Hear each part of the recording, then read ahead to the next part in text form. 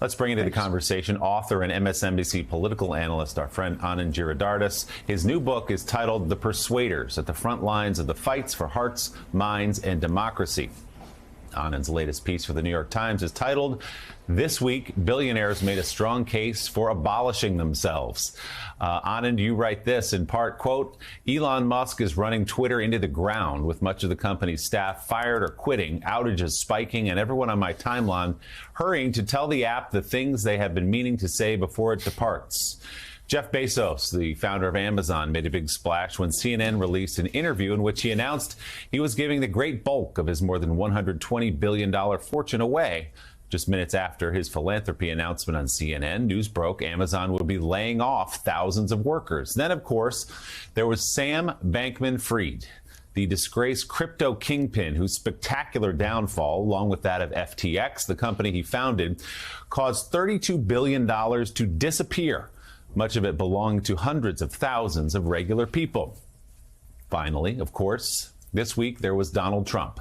On Tuesday night, he addressed a crowded room at Mar-a-Lago and, as expected, announced he was going to run for president again. So, Anand, I'll let you flesh out the case a little bit here. That's sort of the top line.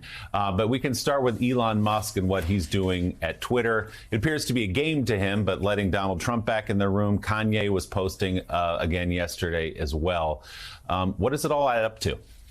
You know, first of all, I think something we often forget as Americans is that billionaires exist as a class of people who have that much money at our collective pleasure. Right? It is a policy choice to allow some people to accumulate that much money, hundreds of billions of dollars in the case of people in the United States, before everybody has the chance to live with dignity. Right? Other countries make that choice very differently. We have chosen historically to heavily prioritize having billionaires over having dignity for all people. And that's a choice, I would just start by saying, that we could make differently in the future. And so I wrote the piece to try to remind people of that choice we have. And last week was remarkable. I mean, I've written about billionaires for years and talked about these issues on the show, but it was hard to imagine a week when there was so many spectacular reminders of the way in which this kind of billionaire class is inconsistent with democracy as we live it. Elon Musk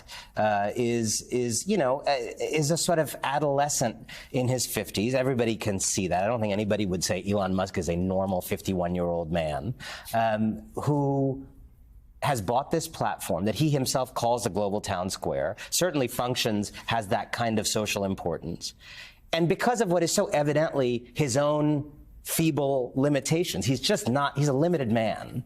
His limitations become all of our problem. They ramify into all of our lives. They start to, unleash anti-Semitism because he wants Kanye back on the platform. And Kanye announces shalom when he comes back after his big anti-Semitism benders in recent years. He brings back Donald Trump, who's kind of unleashed the white nationalist demons in this country on that platform and off in ways that are obviously have caused us to come to the brink of losing our democracy. Elon Musk's big idea is let's bring him back. He's gutted the company. Photos of him from the company at a so-called code meeting show that there's basically like no women left working around him. It's just a big sausage fest in there working, in the team that he has remaining around him.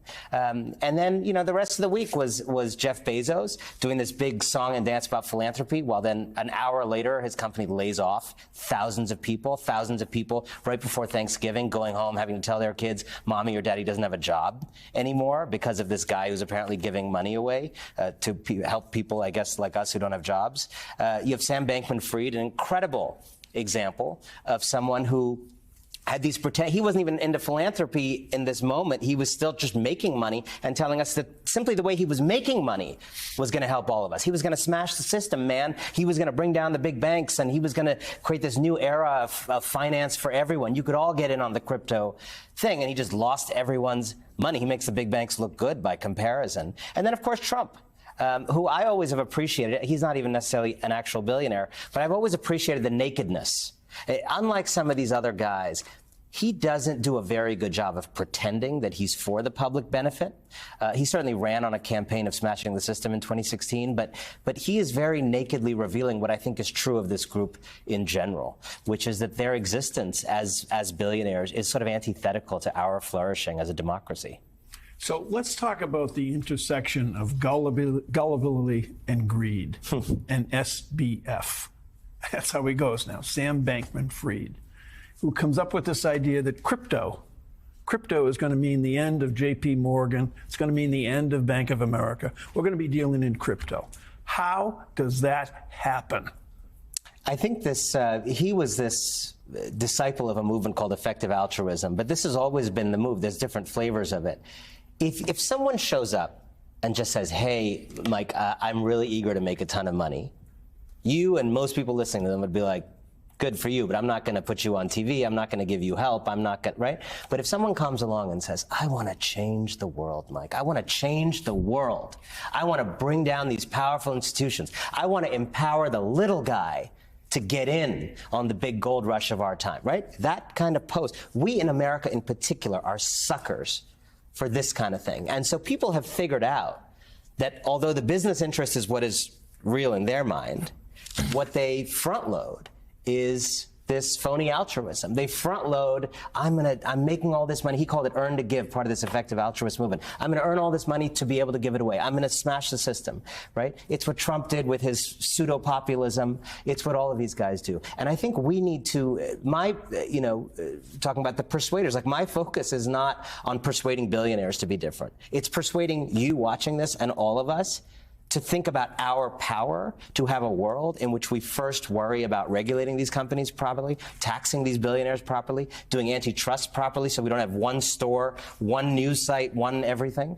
And we can do that. That is within our power. We've done it before in prior eras of American history when we realized the robber barons were robber barons. And I think it's time we do it again.